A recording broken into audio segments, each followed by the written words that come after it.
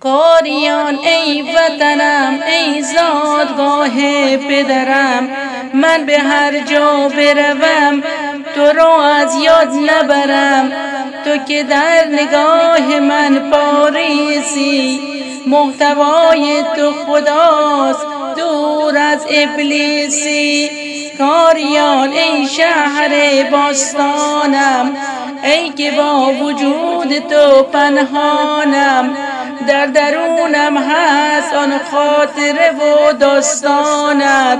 من به هر جا بروم ول نکنم دستانت، ای که در کالبد تو تعلیم و عبادت.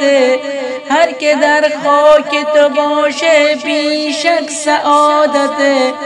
کاریان آن باغ است آن باغچه، مردمانش آن گلند در نمای طاقچه.